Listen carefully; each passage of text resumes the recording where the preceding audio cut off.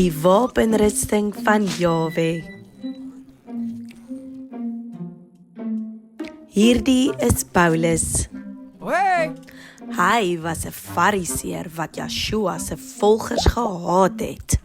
Maar nadat hy Joshua op die pad na Damaskus ontmoet het, het sy lewe verander. Paulus het vir die res van sy lewe mense van Joshua vertel en mense geleer hoe om Joshua te volg. Paulus het briewe geskryf vir verskillende gemeentes om hulle te leer. Een van die briewe het hy geskryf vir 'n gemeente in Efese. In hierdie brief skryf hy dat gelowiges sekere maniere van optree moet aantrek, soos wat 'n soldaat sy klere sal aantrek.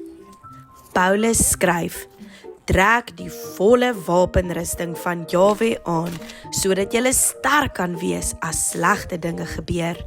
Dan kan jy regop bly staan en nie omval nie. Want ons beklei nie teen mense nie, maar teen slegte dinge wat ons nie kan sien nie.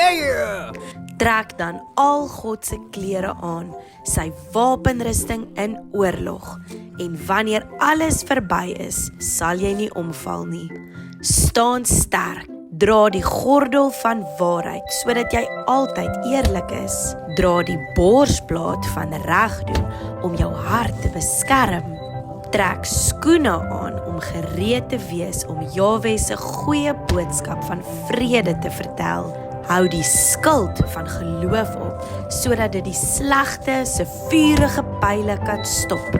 Sit die helm van redding op jou kop en gebruik die swaard van die Gees. Dit is Jahwe se woorde. Bid vir Jahwe om jou te help en bid vir al Jahwe se kinders.